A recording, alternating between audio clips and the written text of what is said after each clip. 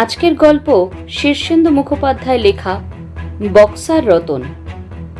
বইটির সত্ত্ব আনন্দ publishers private limited কর্তৃক সংরক্ষিত। আজ প্রথম পর্ব।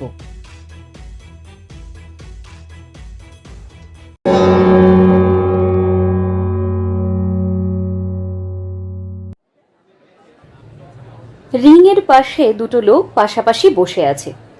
একজন বেটে খাটো, দুর্দান্ত স্বাস্থ্য, মুখে দাড়ি গোঁফের জঙ্গল, মাথায় একটা নীল ক্যাপ, গায়ে ডোরাকাটা নীল সাদা টি শার্ট, পরনে ব্লু জিন্স। অন্যজন লম্বা, ক্রিকেট খেলোয়াড়ের মতো ছিপছিপে, পরনে ধূসর রঙের স্যুট, গলায় টাই, মুখ চোখ খুব ধারালো। দুজনেরই বয়স রিংয়ের 30 থেকে 32-এর মধ্যে। লক্ষ্য করারই কথা, গত 2-3 মাসে সে ভারতবর্ষের বিভিন্ন প্রান্তে ও ভারতের বাইরেও নানা আসরে বক্সিংয়ে নেমেছে অন্তত 5-6 বার। দিল্লি, ব্যাঙ্গালোর, ভুবনেশ্বর, কলম্বো এবং এখন এই খড়গপুর, সব জায়গাতেই সে রিংয়ের ধারে এই দুজনকে লক্ষ্য করেছে। এমন হতে পারে যে এই মানিকজোড় বক্সিংয়ের সাংঘাতিক ভক্ত, তাই যেখানে বক্সিংয়ের আসর বসে সেখানেই গিয়ে হাজির হয়। কিন্তু ব্যাপারটা ঠিক তা নয়। রতন দেখেছে এই দুজন আসে কেবল তারই লড়াই দেখতে। আগে বা পরে যেসব লড়াই হয় তাতে এই দুজনের টিকিও দেখতে পাওয়া যায় না। কেন এরা তাকেই নজরে রেখেছে তা রতন জানে না, কিন্তু আজ সে বেশ একটু অন্যমনস্ক হয়ে গেল। গ্লাভস পরানোর আগে রতনের হাতে ব্যান্ডেজ বাঁধা হচ্ছিল। পাশেই দাঁড়িয়ে পশ্চিমবাংলা দলের ম্যানেজার চিত্তব্রত দে। রতন মুখ তুলে ডাকল, চিত্তদা, কিছু বলছো? চিত্তদা বলল। রতন ইশারা করল। চিত্তব্রত কানটা রতনের মুখের কাছে এগিয়ে আনে। রতন বলল, তাকাবেন না, খুব আর চোখে আমার ডান ধারে প্রথম সারিতে দেখুন দুজন লোক বসে আছে। একজনের মুখে দাড়ি গোঁফ, গায়ে ডোরাকাটা গেঞ্জি, অন্যজন সুটেড বুটেড। ওদের চেনেন? চিত্তব্রত সোজা হয়ে চারিদিকটা খুব উপেক্ষার চোখে একবার দেখে নেয়, তারপর মৃদুস্বরে বলে, না। কেন বলো তো? কোথাও দেখেননি? মনে পড়ছে না। রতন বলে, আমি ওদের প্রায় সব জায়গাতেই হাজির থাকতে দেখেছি। ঢং করে ঘন্টা বাজল। লড়াই শুরু হতে দেরি নেই। চিত্ত ব্যস্ত হয়ে বলল, ওদের নিয়ে ভেবো না, concentrate on the fight. Subba কিন্তু সাংঘাতিক অপোজিশন। রতন তা জানে। গত 1 বছর ধরে সে আজকে রাতের জন্য তৈরি হয়েছে তিল তিল করে। দিল্লি, ব্যাঙ্গালোর বা কলম্বোর চেয়ে খড়গপুরের এই লড়াইয়ের গুরুত্ব অনেক বেশি।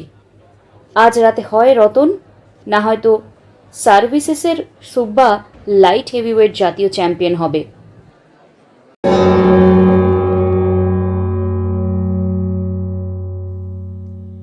বাংলা সাহিত্যের অমূল্য সব লেখা নিয়ে নিয়মিত আপনাদের সঙ্গে থাকব আমি দেবস্মিতা, আর আপনারা শুনছেন #গল্প উইথ দেবস্মিতা। আপনি কি আজ প্রথম আমার গল্প শুনছেন? তাহলে অবশ্যই আমার চ্যানেলটিকে সাবস্ক্রাইব করুন, আর নিয়মিত গল্পের আপডেট পেতে অবশ্যই প্রেস করুন বেল আইকনটি।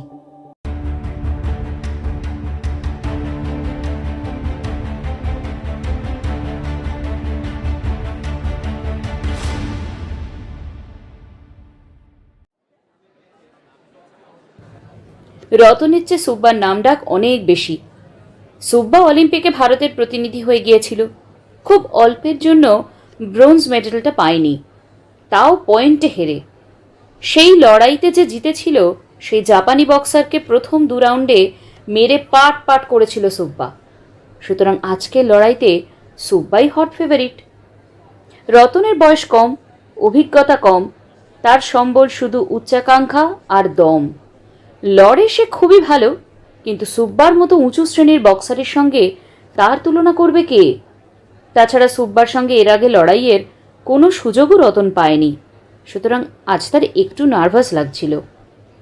রেফারি রিংয়ে। রতন ও সুব্বা এসে রিংয়ে ঢুকল।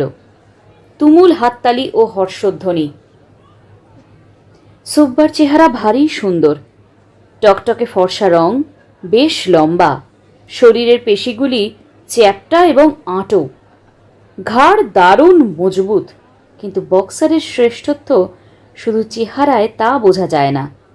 সুব্বার দুটি হরিণ চোখের পেছনে যে তীব্র অনুমান শক্তি, খর নজর এবং বুদ্ধি রয়েছে তা বাইরে থেকে টের পাওয়া দায়। তার উপর সুব্বা অত্যন্ত দ্রুত বেগসম্পন্ন বক্সার, অকল্পনীয় ফুটওয়ার্ক, কেউ কেউ তাকে আলীর সঙ্গে তুলনা করে। লড়াই শুরু হওয়ার ঘণ্টা পড়তেই রেফারি দুজনকে রিংয়ের মাঝখানে ডাকলেন। মৃদুস্বরে পরস্পরের পরিচয় করিয়ে দিলেন সংক্ষেপে।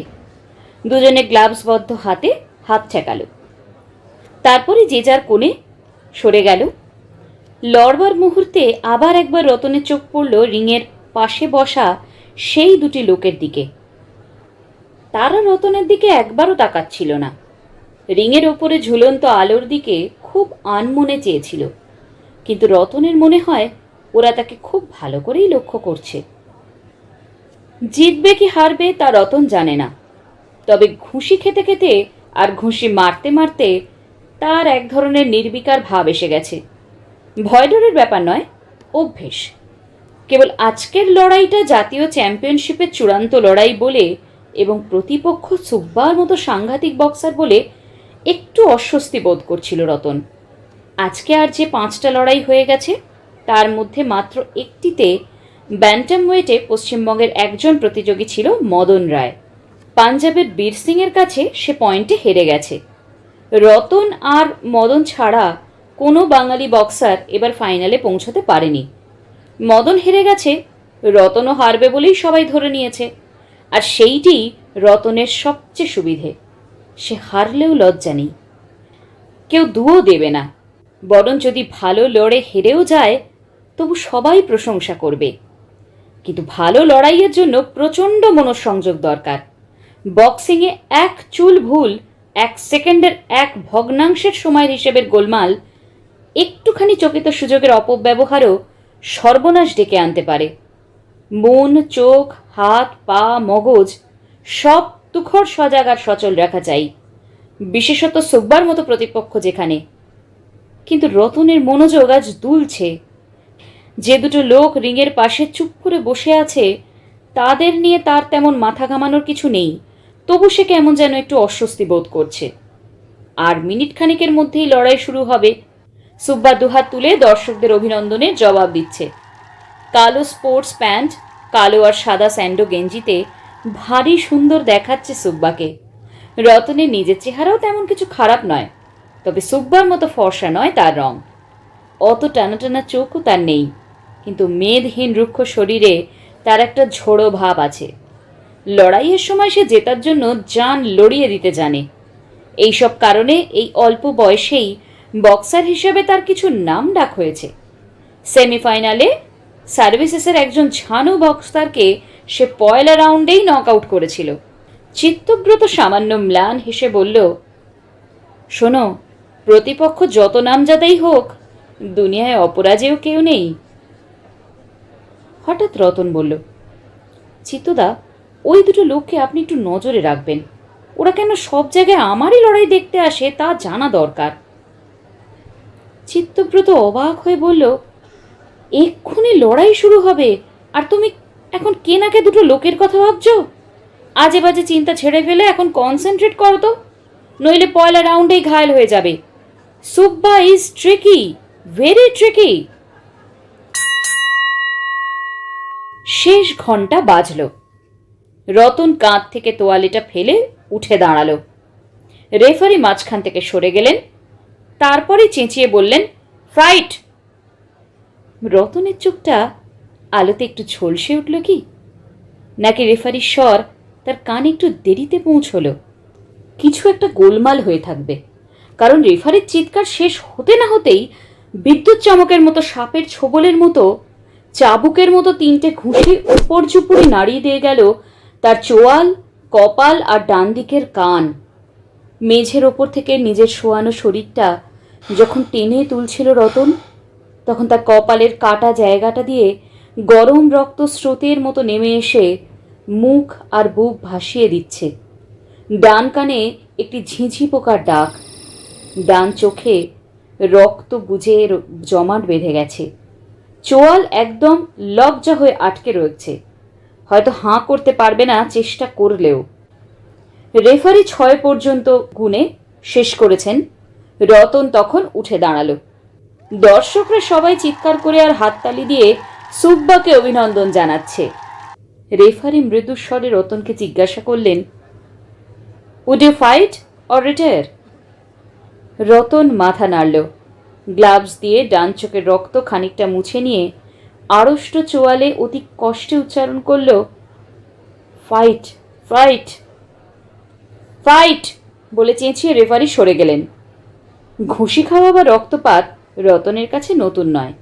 সে হতভম্ব হয়ে গেছে সুব্বার চকিত আক্রমণে। এত দ্রুত যে কারো হাত পা চলতে পারে তা রতনের জানা ছিল না। সে বুঝল সে যা শুনেছিল সুব্বা তার চেয়েও ভালো লড়িয়ে। রতনের দ্বিধা আর অমনোযোগের যে ভাবটা ছিল তা 3টে ঘুষিতেই একদম কেটে গেল। যে দুটো লোককে দেখে সে অস্বস্তি বোধ করছিল তাদের কথা আর তার মনেই রইল না। তার সামনে শুধু জেগে রইল রিংয়ের ছোট্ট চৌহদ্দি আর তার মধ্যে দুর্ধর্ষ এক প্রতিপক্ষ। নিয়ম হচ্ছে প্রতিপক্ষকে একবার ভালো করে মার জমাতে পারলে তারপর তাকে যথেচ্ছ মারা, তাকে আর থিতু হতে না দেওয়া, কেবল তাড়া করে যাওয়া। ফলে তার মনোবল ভেঙে যায়, সে হারে। সুব্বাও তাই করতে চাইছিল। হয়তো ভেবেছিল সে প্রথম রাউন্ডেই এই এলেবেলে লড়াইটা শেষ করে ড্রেসিং রুমে একটু জিরিয়ে নেবে। কিন্তু মার খাওয়া রক্তাক্ত রতন চমৎকার পায়ের কাজে বাঁ দিকে সরে গিয়ে এবং ঠিক সময় মাথা সরিয়ে নিয়ে সুব্বার দুটো করাল ডানহাতি রাউন্ড হাউস এড়িয়ে গেল। সুব্বা ডান হাতে মারছে, তার মানে সুব্বার গার্ড নেই। অর্থাৎ জয় সম্পর্কে সে এতটাই নিশ্চিত যে রতনের সম্ভাব্য প্রতি আক্রমণের কথা সে মনে ঠাঁইই দেয়নি। রতনের পিছিয়ে যাওয়া দেখে সুব্বা খুব সহজভাবে এগিয়ে এসে 2 হাতে কয়েকটা চকিত 1-2 চালালো তার মুখে। কোনোটাই লাগলো না। রতন গ্লাভসে আটকে দিল। রতন দড়ির ওপর ভর দিয়ে সুব্বার মার আটকাচ্ছিল যখন, সেই সময় পিছন থেকে কে যেন চাপা গলায় বলল, left, left, he has no guard. দৈববাণীর মতো সেই কণ্ঠস্বর কি চিত্তদার কে জানে, কিন্তু রতন চোখের কোনা দিয়ে দেখতে পেল সুব্বার বাঁ দিকটা অরক্ষিত।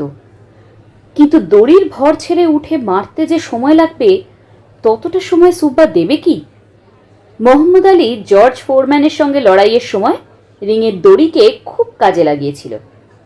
ঝুল খেয়ে সরে গিয়ে দড়িটাকে স্প্রিংয়ের মতো ব্যবহার করে আলী জিতেছিল সেই লড়াই। আর সেই কৌশলের নাম আলী নিজেই দিয়েছিল রোপ আ ডোপ। রতন সেই দড়ির খেলা জানে না।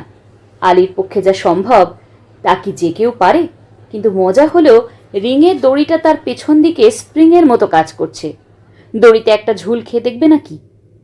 সুব্বার আর একটা জ্যাব বুকের ডান ধারে লাগতেই দম বন্ধ করে রতন পিছনের দিকে প্রচণ্ড গতিতে একটা ধাক্কা দিল। দড়িটা স্প্রিংয়ের মতোই তাকে উল্টে ছুঁড়ে দিল ভিতর দিকে। রতন ছিটকে সরে এলো ভিতরে। সুব্বা ঘুরে দাঁড়াতেই রতন তার প্রথম ঘুষিটা জমাতে পারল। বেশ জোরালো এবং মোক্ষম মার, সুব্বার কপালে ঠিক মাঝখানটায়। সুব্বা একটু পিছিয়ে গেল মাত্র, আর কিছু নয়। রতন স্পষ্ট শুনল তার ডান পাশ থেকে কে যেন বিরক্তিকর গলায় বলছে, লেফট, ইউজ ইউর লেফট। হুশ করে একটা প্রচণ্ড শ্বাস ছাড়ল রতন। সুব্বা আর একতরফা মারছে না, সরে গেছে, ঘুরছে নেচে নেচে। হঠাৎ রতন দেখতে পেল সুব্বার কপালের মাঝখানটা কেটে গেছে।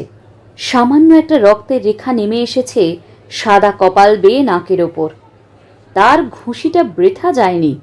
আড়ষ্ট ঠোঁটে আপন মনেই একটু হাসল রতন। দুনিয়ায় অপরাজেয় কেউ নেই। প্রথম রাউন্ড শেষ হতে বাকি ছিল না বেশি, ঘন্টা পড়ো প্রায়। ঠিক সেই সময় সুব্বা তার ওস্তাদের মারটি মারল। অভিনয়টা ছিল চমৎকার। দুটো ভুয়ো ঘুষি চালিয়ে কয়েকটা পয়েন্ট সংগ্রহ করে পিছিয়ে যাওয়ার সময় আচমকাই সে শরীরে একটা মোচড় দিয়ে দুম করে একটা আপার কাট চালিয়ে দিল। ঘুষিটা লাগলে রতনকে উঠতে হতো না আজ, কিন্তু লাগার আগেই আবার সে দৈববাণী, he is feigning, get out of his reach. অর্থাৎ ও অভিনয় করছে, ওর নাগাল থেকে সরে যাও। রতন সরল ঠিকই, তবে একটু খেলিয়ে। সুব্বাকে সে ঘুষিটা তৈরি করতে দেখল। ঘুষিটা আসছে তাও দেখল।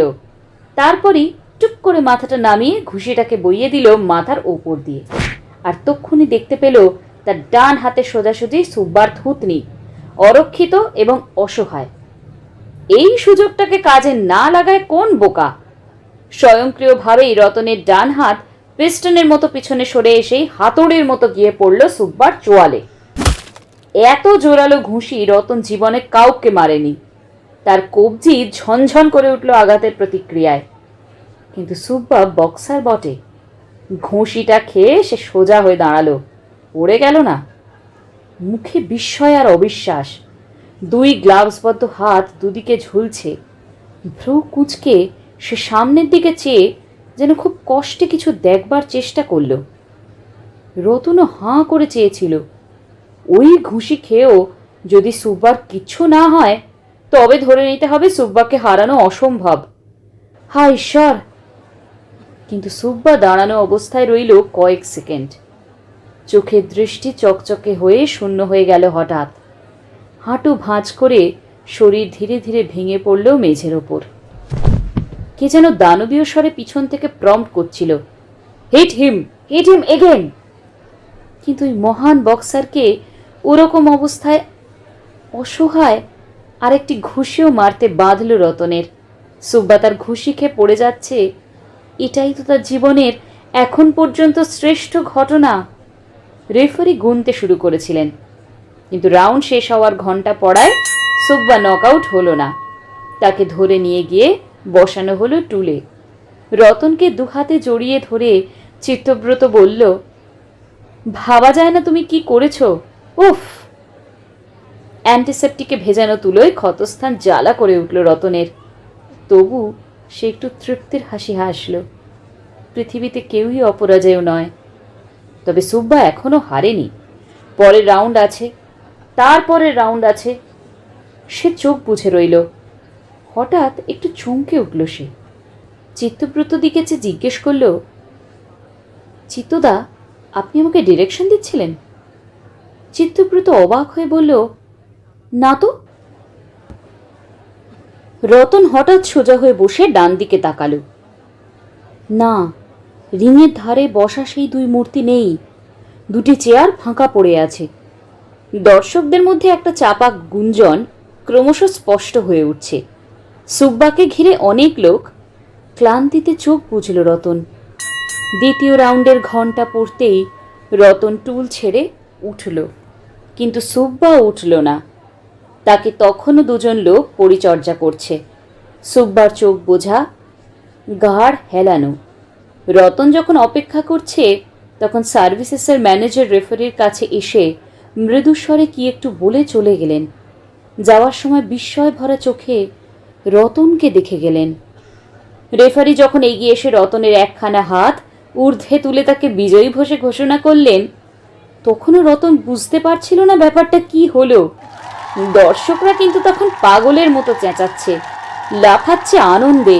কয়েকজন রিংয়ের মধ্যে ঢুকে রতনকে কাঁধে নিয়ে এক পা ঘুরল।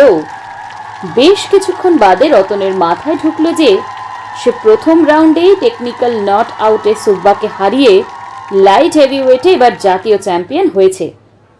চিত্তদা এসে একটা তোয়ালে জড়িয়ে রতনকে টেনে নিয়ে গেলেন ড্রেসিং রুমে। বাংলার অন্যান্য মুষ্টিযোদ্ধারা রতনকে আদরে আদরে অস্থির করে তুলল। সার্ভিসেসের ম্যানেজার স্বয়ং এসে তাকে অভিনন্দন জানিয়ে গেলেন। বলে গেলেন, if you want to join the services, just say it. খবর এলো সুব্বার চোয়ালের হাড় ভেঙেছে। সে এখনো হাসপাতালে। বক্সিং জিনিসটা এরকমই। প্রতিপক্ষকে কখনো অবহেলা করতে নেই। প্রতিপক্ষকে অবহেলা করে জো লুই তার সবচেয়ে খ্যাতির সময় জার্মানির স্পেলিংয়ের কাছে হেরে যান। প্যাটারসন হেরে গিয়েছিলেন সুইডেনের অখ্যাতনামা জোহানসনের কাছে। এমনকি মোহাম্মদ আলীকেও স্পিংসের মতো নাবালক মুষ্টিযোদ্ধার কাছে মাথা নোয়াতে হলো এই তো সেদিন। এত অল্প বয়সে অপ্রত্যাশিত এত বড় একটা লড়াই জিতেও রতনের তেমন আনন্দ হয় না। আসলে আনন্দ পাওয়ার মতো মনটাই তার হারিয়ে গেছে, কারণ তার এই জয়ে খুশি হওয়ার মতো আপনজন কেউ তো নেই। তার মা মারা গেছেন, বাবা পাগল, এক দিদি বিয়ের পর কর্ণাটকের এক শহরে থাকে, দেখাই হয় না তার সঙ্গে। তাছাড়া রতনরা খুব গরিব, বক্সিং করে বলে রতন একটা সামান্য চাকরি পেয়েছে, সেই টাকায় খুব কষ্টেই চলে তাদের। অথচ কষ্টের কারণ ছিল না, তার বাবা ছিলেন একজন নামকরা বৈজ্ঞানিক। কি একটা বস্তু আবিষ্কার করার পর ভূত চেপেছিল তার মাথায়, তাই নিয়ে দিন রাত ভাবতে ভাবতে একদিন পাগলামি দেখা দিল। অবশ্য অনেকে বলে তার একজন সহকারী ছিল, সেই নাকি ওর মাথা খারাপ করে দিয়েছিল ওষুধ খাইয়ে। এখনো নিজের ল্যাবরেটরিতেই দিন রাত তিনি কাজ করেন, তবে সে কাজ পাগলামিরই অন্যরকম খেয়াল খুশি। রতনের এক বুড়ি পিসি তার দেখাশোনা করেন, আর কেউ নেই। রাত্রিবেলা সবাই ঘুমুলে পর রতন আজ একা বাইরে এসে দাঁড়ালো। প্রচন্ড শীত। সে একবার আকাশের দিকে তাকালো, বুকটা হু হু করে উঠল হঠাৎ। চোখে এলো জল। এই পৃথিবীতে তার মতো হতভাগা আর কে আছে, যার জীবনে একটা আনন্দের ঘটনা ঘটলেও সে আনন্দের ভাগিদার কেউ নেই। নির্জন আলো আধারের মাঠের উপর দাঁড়িয়ে রতন একটু দূরের স্টেডিয়ামটা স্পষ্ট দেখতে পাচ্ছিল। দেখতে দেখতে লড়াইয়ের দৃশ্য ভেসে উঠছিল চোখে। হঠাৎ তখন সে দুটো লোকের কথাও মনে পড়ল তার। ওরা কি চায়, তাকে অনুসরণই বা করছে কেন? ওরা ভালো লোক না মন্দ লোক? লড়াইয়ের সময় ওরাই কি নানা রকম পরামর্শ দিচ্ছিল তাকে? এইসব ভাবতে ভাবতে আনমনে রতন চোখ ফেরাতেই তার শরীরটা শক্ত হয়ে গেল হঠাৎ। বক্সারের মজবুত হৃৎপিণ্ড যেন একটু ধুকপুক করে উঠল। তার ডান দিকে একটু দূরে মাঠের ওপর সেই দুই মূর্তি পাথরের মতো স্থির হয়ে দাঁড়িয়ে তার দিকে চেয়ে আছে। ধীর পায়ে দুজনে এগিয়ে এলো। লম্বা লোকটি ডান হাতটা বাড়িয়ে দিয়ে ইংরেজিতে বলল, কংগ্রাচুলেশনস, তুমি খুব ভালো বক্সার। রতন অবাক হয়েছিল ঠিকই, তবে নিজেকে সামলে নিয়ে লোকটার সঙ্গে করমর্দন করে ইংরেজিতে বলল, ধন্যবাদ, কিন্তু তোমরা কারা, বিদেশি? লম্বা লোকটা মাথা নেড়ে বলল, ঠিক ধরেছ, আমরা বিদেশি। আমার নাম জন, আর আমার এই বন্ধুর নাম রোলো। ভদ্রতাবশে রতন রোলোর দিকেও হাত বাড়াচ্ছিল, কিন্তু জন টপ করে তার হাতটা ধরে ফেলে বলল, ও কাজ করো না, রোলোর কোনো সৌজন্যবোধ নেই। রতন ভালো করে তাকিয়ে দেখল রোলোর মুখে একটা অত্যন্ত নিষ্ঠুর নির্দয়তার চিহ্ন আছে। চোখ দুটো আধবোজা এবং পলকহীন, মুখে কেমন একটা বোকা বোকা ভ্যাবলা ভাব। রোলোর দিকে তাকালে খুব সাহসী লোকেরও অজ্ঞাত কারণে একটু গা ছমছম করবে। জন বলল, তোমাকে এত রাখতে বিরক্ত করতে এসেছি বলে কিছু মনে করো না, তোমার সঙ্গে আমাদের একটু গোপনে দেখা করা দরকার ছিল। আমরা বিদেশি, তাই সহজেই অন্যের দৃষ্টি আকর্ষণ করি, গভীর রাত ছাড়া উপায় ছিল না। রতন একটু হেসে বলল, কিন্তু এখন তো আমার ঘুমিয়ে থাকার কথা। আজ ঘুম আসেনি বলে আমি বাইরে এসেছিলাম, না হলে তোমরা কি করতে? জনও হাসল, তারপর মৃদুস্বরে বলল, তুমি বাইরে না এলে আমরা তোমার ঘরে যেতাম, আমাদের দরকারটা জরুরি। রতন আগাগোড়া একটা অস্বস্তি বোধ করছে। সে স্পষ্টই বুঝতে পারছে এরা খুব সহজ সাধারণ লোক নয়। বক্সিং করতে গিয়ে রতনকে সাহেব শুভর সঙ্গে অনেক মিশতে হয়েছে। এরা দুজন তাদের মতো নয়, এদের চারিদিকে একটা রহস্যের ঘেরাটোপ রয়েছে।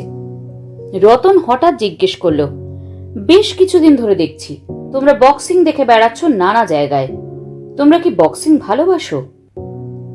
নিশ্চয়ই, আমরা সারা দুনিয়া চষে বেড়াচ্ছি ভালো প্রতিভাবান ন্যাচারাল বক্সার খুঁজে বের করতে। তোমার মধ্যে আমরা সেই রকম একজনকে খুঁজে পেয়েছি। রতন একটু অবাক হয়ে বলল, আর সেই জন্যই এত রাত্রিরে আমার কাছে এসেছো? জন মৃদু হেসে বলল, অনেকটা তাই। আমরা তোমাকে আমেরিকায় নিয়ে গিয়ে প্রফেশনাল বক্সিংয়ে নামাতে চাই। আমেরিকায় যাওয়ার কথায় রতন খুশি হয় ঠিকই, কিন্তু সেই সঙ্গে আরেকটা কারণে তার মন খারাপ হয়ে যায়। সে বলে, কিন্তু আমার বাবাকে ফেলে আমেরিকায় যাওয়া আমার পক্ষে সম্ভব নয়। আমার বাবা পাগল, তাকে খাওয়াবে পড়াবে কে? জন একটু চুপ করে থেকে বলল, শুনে দুঃখ পেলাম। তবে তুমি যদি চাও, তোমার বাবাকেও আমেরিকায় নিয়ে যাওয়ার ব্যবস্থা করতে পারি। সেখানে মানসিক রোগীদের ভালো চিকিৎসার ব্যবস্থা আছে। তোমার বাবা হয়তো সুস্থ স্বাভাবিক হয়ে উঠবেন এবং তার বিজ্ঞান গবেষণা আবার শুরু করতে পারবেন। বিজ্ঞান গবেষণা শুনে চমকে উঠল রতন। বলল, আমার বাবা যে বিজ্ঞানের গবেষণা করতেন সে কথা তোমরা জানলে কি করে? তোমার সম্পর্কে আমরা সব রকম খোঁজ খবর নিয়েছি। রতন বলল, আমেরিকায় যাওয়ার অনেক খরচ, সে টাকা কে দেবে? আমি দেব। আমেরিকায় আমি হব তোমার ম্যানেজার। তুমি যখন বক্সিং থেকে অনেক টাকা রোজগার করবে তখন এই টাকা শোধ হয়ে যাবে। ওটা নিয়ে ভেবো না। তুমি কি আমেরিকান? জন ম্লান হেসে মাথা নাড়ল। না, আমি আমেরিকান নই। আমি পৃথিবীর সব ধনী দেশের শত্রু। তার মানেটা আস্তে আস্তে বুঝতে পারবে। তবে শক্তিশালী রাষ্ট্রগুলির সঙ্গে শত্রুতা করতে হলে তেমনই শক্তিশালী অস্ত্র চাই। শুধু বক্সিং দিয়ে তো ওদের ঘায়েল করা যাবে না। বলে জন একটু হাসল। তারপর বলল, কথাগুলো তোমার কাছে ধাঁধার মতো লাগছে না? রতন মাথা নেড়ে বলল, হয়তো আমি ইংরেজি ভালো জানি না বলেই তোমার সব কথা বুঝতে পারছি না। জন মাথা নেড়ে বলল, ইংরেজির দোষ নেই। তুমি তো খুব সুন্দর ইংরেজি বলো। বোধহয় ভালো কোনো ইংলিশ মিডিয়াম স্কুলে পড়েছ না? রতন মাথা নিচু করে বলল, হ্যাঁ। তোমাদেরই ইংরেজি ভাষার প্রতি একটা হ্যাংলামি আছে। তা হোক, ইংরেজি ভাষা তোমার বিস্তারে সাহায্য করবে। সেই সঙ্গে যদি ইংরেজদের গুণগুলো পেতে তাহলে আরো ভালো হতো। রতন লজ্জায় একটু রাঙা হলো। বলল, তোমার কি আরো কিছু কথা আছে? জন গম্ভীর গলায় বলল, আছে। তোমার বাবা যখন পাগল হয়ে যান তখন তিনি কোন বিষয়ে গবেষণা করছিলেন তাকে তুমি জানো? না, বাবার যখন মাথা খারাপের লক্ষণ দেখা দিচ্ছিল তখন আমি খুব ছোট। জন গলাটা একটু খাটো করে বলল, সেই সময় তোমার বাবার একজন অ্যাসিস্ট্যান্ট ছিল, তাকে তোমার মনে আছে? রতন বিষণ্ণ মুখে মাথা নেড়ে বলল, বাবার সঙ্গে আমার তেমন যোগাযোগ ছিল না। আমি দিল্লির একটা ভালো স্কুলে পড়তাম, থাকতাম বোর্ডিংয়ে। তবে শুনেছি বাবার একজন অ্যাসিস্ট্যান্ট ছিল, তার নাম বোধহয় ছিল রাব্বি। জন একটা বড় শ্বাস ছেড়ে বলল, হ্যাঁ, রবিন ফরডাইক। ওদের পরিবার ছিল জার্মান ইহুদি। আমি অত জানি না, রাব্বিকে আমি দেখিনি।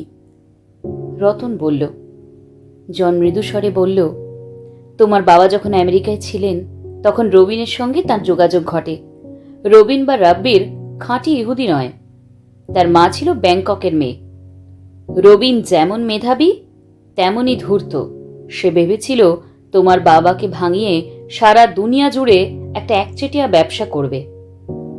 রতন হাঁ করে কিছুক্ষণ শুনল, তারপর বলল, আমি তো এত সব জানি না।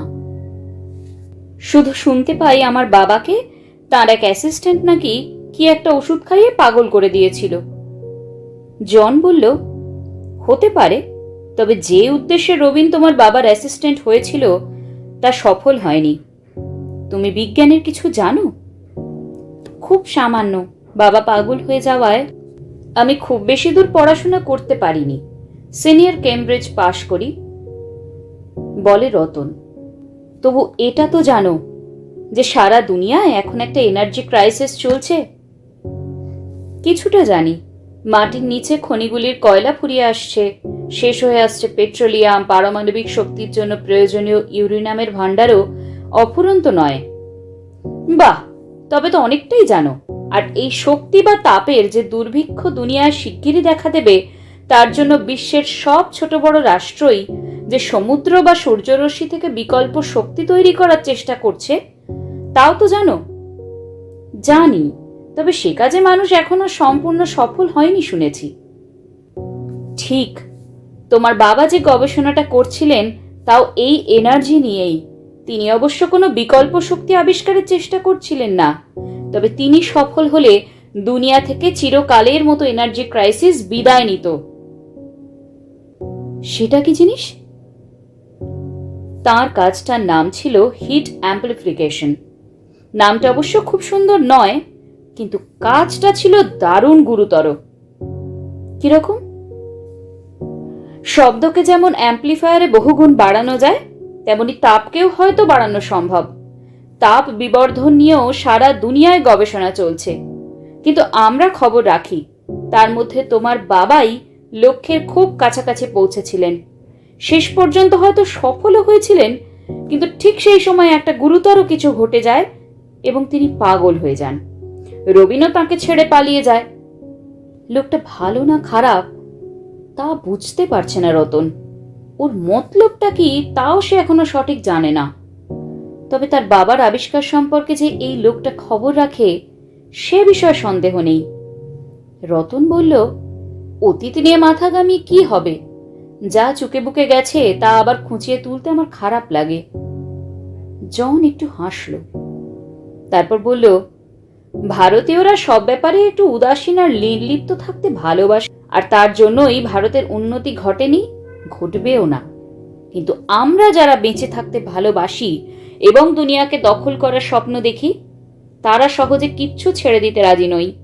তোমার বাবা কেন পাগল হলেন বা তার আবিষ্কারের মূল্য কতটা তা জানার আগ্রহ তোমার থাকা উচিত। তিনি যদি সত্যি হিট অ্যাম্পলিফায়ার আবিষ্কার করে থাকেন, তবে তার দাম এখনকার দুনিয়ায় বিলিয়ন বিলিয়ন ডলার। তুমি মোহাম্মদ আলীর মতো বড় বক্সার হলেও কোনো দিন তত ডলার রোজগার করতে পারবে না। রতন কি বলবে, চুপ করে রইল। জন তার কাঁধে একখানা হাত রেখে বলল, কাল তুমি তোমার দলের সঙ্গে বাড়ি ফিরে যাও। আমরা 2-4 দিনের মধ্যেই তোমার সঙ্গে দেখা করব। এই বলে জন আর রোলো চলে গেল। তাদের হঠাৎ আসা আর হঠাৎ চলে যাওয়াটা এমনই অস্বাভাবিক যে ঘটনাটা সত্য না স্বপ্ন তা নিয়ে রতনের একটু ধাঁধা রয়ে গেল। বাঞ্ছারাম তার দিদি হৈমবতীকে বললেন, দিদি, আকাশে যখন রসগোল্লাটা ওঠে তখনই আমার ঠিক খিদে পায়। বাঞ্ছারাম যা বলেন তাঁর দিদি হৈমবতী তাতেই সায় দিয়ে যান, কারণ তিনি কানে শোনেন না। বাঞ্ছারামের আবোল তাবোল কথা তার কানে এক বর্ণও ঢোকে না। এই কথাটা শুনেও হৈমবতী বললেন, তা তো ঠিকই। ল্যাবরেটরির বারান্দায় বাঞ্ছারাম একটা ইজি চেয়ারে শুয়ে আছেন। পাশে একটা মোড়ায় বসে হৈমবতী। হৈমবতীর বয়স 80-র কোঠায়, বাঞ্ছারামের চেয়ে 22 বছরের বড়। এই দিদি বাঞ্ছারামকে কোলে পিঠে করে মানুষ করেছিলেন। নিঃসন্তান এই দিদির কাছে বাঞ্ছারাম সন্তানেরই মতো। বরাবরই তার যত আবদার সব এই দিদির কাছে। সন্ধ্যের পর আকাশে বড় সড়ো পূর্ণিমার চাঁদ উঠেছে। বাঞ্ছারাম চাঁদের দিকে চেয়ে বিড়বিড় করে বললেন, ইস, কি বিরাট রসগোল্লা! কারা যে বানায়, রসে একেবারে টই টুম্বুর। বলে মুগ্ধ হয়ে খানিকক্ষণ চেয়ে রইলেন চাঁদের দিকে। তারপর বাচ্চা ছেলের মতো আদুরি গলায় বললেন, ও দিদি, আমি রসগোল্লা খাবো, খিদে পেয়েছে। হৈমবতী মাথা নেড়ে বললেন, যা বলেছিস, ছেলেটা নিশ্চয়ই খড়গপুর থেকে মাসির বাড়ি গেছে। আজ পর্যন্ত একটা চিঠি নেই। বাঞ্ছারাম বিরক্ত হয়ে দিদির দিকে তাকালেন। তারপর যত সব বলে উঠে গিয়ে নিজের গবেষণাগারে ঢুকে আলো জ্বালালেন। গবেষণাগারের অবস্থা শোচনীয়। চারিদিকে মাকড়সার জাল, ঝুল, নোংরা।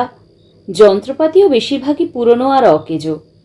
তবু নেই নেই করেও ল্যাবরেটরিতে শিশি, বোতল, বুনসেন বার্নার, নানা রকম ধাতব পাত্র, রাসায়নিক, ছোটখাটো বিচিত্র দর্শন কলকবজা বড় কম নয়। বাঞ্ছারাম দরজাটা বন্ধ করে গম্ভীরভাবে একটা চেয়ারে বসলেন। চেয়ারটা কিছু অদ্ভুত। দেখতে সাধারণ চেয়ার হলেও তার পায়ার বদলে 4টে চাকা লাগানো। চেয়ারের তলায় একটা পিপের মতো বস্তু রয়েছে। বাঞ্ছারাম চেয়ারে বসে একটা হাতল টানলেই একটা কলকল শব্দ হলো। পিপেটা ঘুরতে লাগলো আর চেয়ারটাও আস্তে আস্তে চলতে লাগলো। এটা হচ্ছে বাঞ্ছারামের আবিষ্কার, জ্বালানিহীন সুলভ জলচালিত যান। পিপের মধ্যে নানা খোপে জল ভরে রাখা আছে। হাতল টানার সঙ্গে সঙ্গেই সেই খোপগুলির মধ্যে কয়েকটা উল্টে যায়, জল গিয়ে অন্য পাত্রে পড়ে, আবার সেই পাত্রগুলো উল্টে যায়। এরকমভাবে পিপের মধ্যে জলে একটা গতি সঞ্চারিত হয়। পিপেটা ঘুরতে থাকে আর সেই ঘূর্ণনে চেয়ারটাও চালিত হয়। চেয়ার চালিয়ে বাঞ্ছারাম ল্যাবরেটরির ভিতরে কিছুক্ষণ এলোমেলো ঘুরে বেড়ালেন। একটা টেবিলের কাছে থেমে চেয়ে রইলেন ভুরু কুঁচকে। টেবিলে একটা বিল্ট ইন বেসিন, বেসিনের কলের সঙ্গে লাগানো ছোট একটা জলবিদ্যুৎ যন্ত্র। বহুকাল আগে বড় কাজে যখন তেমন হাত দেননি বাঞ্ছারাম, তখন এইসব মজার জিনিস তৈরি করতেন। জলের ট্যাপ খুললেই জেনারেটর চালু হবে, তাই দিয়ে একটা গোটা ঘরের আলো পাখার ব্যবস্থা। 1 পয়সা খরচ নেই। তবু এগুলোর পেটেন্ট নেননি বাঞ্ছারাম। তার মাথায় হিট অ্যাম্প্লিফিকেশনের যে স্বপ্ন ছিল, তা কাজে করতে পারলে জগৎ জোড়া খ্যাতি হবে, পৃথিবীর অশেষ মঙ্গল ঘটবে। তাই ছোটখাটো আবিষ্কারগুলোকে তিনি বিশেষ মূল্য দেননি, আজও দেন না। চেয়ার চালিয়ে তিনি জানলার ধারে এলেন। সেখানে একটা টেবিলের ওপর কাঁচের একটি গোলক। গোলকটির দিকে নির্বিশেষ চোখে চেয়ে রইলেন কিছুক্ষণ। অর্ধেক আকাশে ছায়া পড়েছে গোলকে, গ্রহ নক্ষত্রের নিখুঁত ছবি। একটা দীর্ঘশ্বাস ছাড়লেন। ঘুরতে ঘুরতে বাঞ্ছারাম এলেন ল্যাবরেটরির মাঝখানে মস্ত টেবিলটার ধারে। টেবিলের ওপর আজও রয়েছে কলসির মতো দেখতে বড় সড়ো একটা ধাতব পাত্র, তলায় একটা ফুটো। এই যন্ত্রটাই ছিল বাঞ্ছারামের জীবনের সবচেয়ে বড় কাজ, সবচেয়ে বড় সাধনা। সফল হলে পৃথিবীর মানুষ উপকৃত হতো। মাত্র একটা মোমবাতির আগুনের তাপ থেকে কলকাতার মতো মস্ত একটা শহরের যাবতীয় বিদ্যুৎ উৎপাদন করতে পারত। একটা দেশলাই কাঠির আগুনে 1 কেটলি জল ফোটানো যেত। একটুখানি তাপকে বহুগুণ বাড়ানোর এই যন্ত্র তৈরিতে তিনি সফল হয়েছিলেন কিনা তা আজ আর তার মনে নেই। শুধু মনে আছে, যন্ত্রটি যখন প্রায় তৈরি করে ফেলেছেন, তখন একদিন হঠাৎ এই টেবিলের ধারে তিনি অজ্ঞান হয়ে পড়ে যান। যখন জ্ঞান ফিরল, তখন তিনি হাসপাতালে। আর তারপর থেকে কিছুই আর তার তেমন মনে পড়ে না। হিট অ্যাম্প্লিফিকেশনের কোনো কাগজপত্র আর খুঁজে পাওয়া যায়নি। একেবারে শেষ হওয়ার মুখে এসেও যন্ত্রটা অসম্পূর্ণ হয়ে পড়ে আছে আজও। বাঞ্ছারাম মাথায় হাত দিয়ে যন্ত্রটার দিকে চেয়ে রইলেন কিছুক্ষণ। তারপর বললেন, রসগোল্লা। রসগোল্লার চেয়ে আর কি ভালো থাকতে পারে পৃথিবীতে? আগে আছে, রসগোল্লার চেয়েও ভালো জিনিস আছে। টেবিলের তলা থেকে কে যেন বেশ জোরের সঙ্গে বলে উঠল। বাঞ্ছারাম বললেন, হতেই পারে না। সে আপনি আমার খুড়িমার হাতের কচুর শাক খাননি বলে বলতেছেন, খেলে আর বলতেন না। বলে টেবিলের তলায় পাতা একটা 17 ইঞ্চির বিছানা থেকে হামাগুড়ি দিয়ে বেরিয়ে এলো রঘু, বাঞ্ছারামের বহু পুরনো চাকর। বেরিয়ে এসে সে একটা হাই তুলে বলল, আরও আছে। রাজশাহীর রাঘব সাই খেয়েছেন? ঢাকার বাখরখানি? বাঞ্ছারাম ধমকে উঠলেন, রসগোল্লা পৃথিবীর শ্রেষ্ঠ খাদ্য। রঘু রেগে গিয়ে বলল, সেই জন্যই তো লোকে আপনারে পাগল বলে। বাঞ্ছারাম কিছুক্ষণ গুম হয়ে থেকে বললেন, এখনো বলে? বলে বই কি? বাঞ্ছারাম চোখ পাকিয়ে বললেন, আজ বলেছে। রঘু মুখ গোমড়া করে বলে, রোজ বলে, আজই বা বলবে না কেন? তা তুই তাদের কি জবাব দিলি? জবাব দেওয়ার কিছু নাই। আমি তো বরাবরই বলে আসতেছি যে দাদাবাবুটা একটা আস্ত পাগল। তার এই জাদুঘরে ঢুকলে এই যন্ত্রটা ফোঁস করে, ওই যন্ত্রটা ফাঁস করে, এই যন্ত্রটা চলতে লাগে তো ওই যন্ত্রটা ভূতের নৃত্য করে। এই পাগলা ঘরের মোড়ল যিনি, তারে পাগল কব না তো কি কব? তাহলে তুইও বলিস? বলি। আজ বলেছিস? এই তো বললাম আপনি একটা পাগল। বাঞ্ছারাম কটমট করে রঘুর দিকে চেয়ে থাকেন কিছুক্ষণ, তারপর বললেন, আচ্ছা যা, আজ ছেড়ে দিলাম, আর কখনো বলিস না। রঘু সেই ছেলেবেলা থেকে বাঞ্ছারামের সঙ্গে আছে। তিনকুলে তার আর কেউ নেই। সে লেখাপড়া শেখেনি, আর বাঞ্ছারাম মস্ত পণ্ডিত। তবু রঘু বরাবর প্রায় সব বিষয় নিয়েই বাঞ্ছারামের সঙ্গে রীতিমতো ঝগড়া করেছে। তাদের মতের মিল নেই, শুধু অন্তরের মিল আছে। রঘু বাঞ্ছারামকে দারুণ ভালোবাসে। রঘু আর একটা হাই তুলে বলল, বাবা মশাইয়ের কথাটা যদি শুনতেন, যদি ওকালতিটা পড়তেন, তবে আজ আর এই অবস্থা হতো নি। ওকালতির মতো জিনিস আছে? আমাদের গ্রামের বসন্ত উকিলকে দেখলে দারোগা বাবু ঘোড়া থেকে নেমে পড়তেন। এ কথা ঠিক যে বাঞ্ছারামের বাবা অক্রুরবাবু চেয়েছিলেন ছেলে উকিল হোক। বাঞ্ছারাম তা হননি, আর ব্যাপারটা রঘু বিশেষ ভালো লাগেনি। রঘু সেই নিয়ে রোজই খোঁটা দেয়। বাঞ্ছারাম তার জলগাড়ি চালিয়ে ঘরের চারিদিকে ঘুরতে ঘুরতে বললেন, আসলে আমি পাগল নই। আমি আসলে কাজের কথাটা ভুলে যাই, ঠিক সময় ঠিক জিনিসটা মনে পড়ে না। তুই লোককে একটু বুঝিয়ে বলিস তো।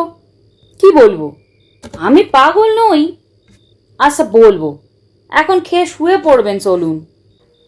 গভীর রাতে বাঞ্ছারাম বিছানা ছেড়ে চুপি চুপি উঠে পড়লেন।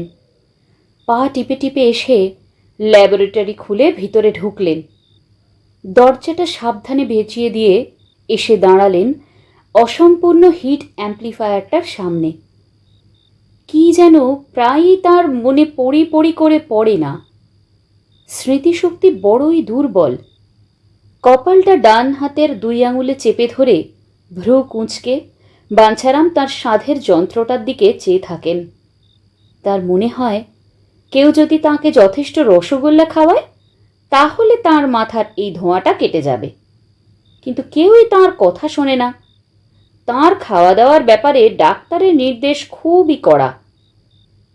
অনেকক্ষণ কপালটা চেপে ধরে থেকে তিনি একটা চেয়ার টেনে বসলেন।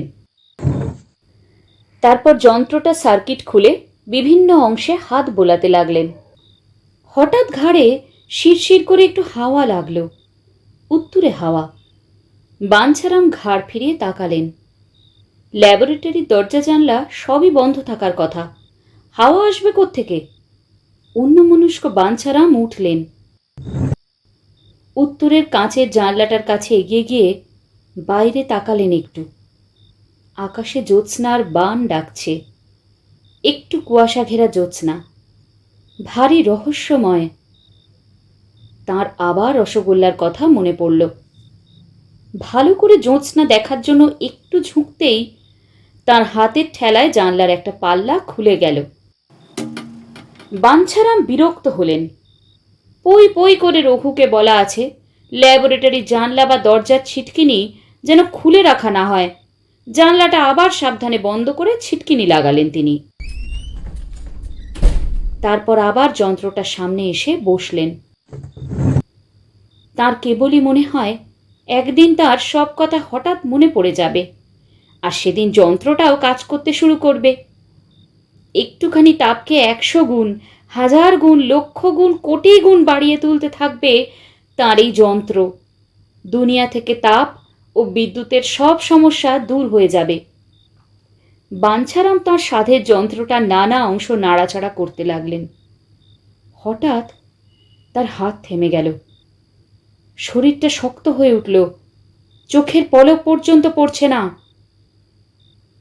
কেন এমন হয় তা বাঞ্ছারাম জানেন।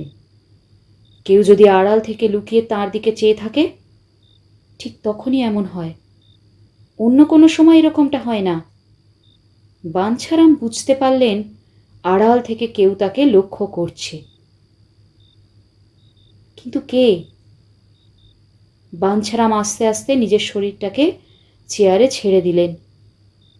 ঘাড় হেলিয়ে চোখ বুজে রসগোল্লার কথা ভাবতে লাগলেন।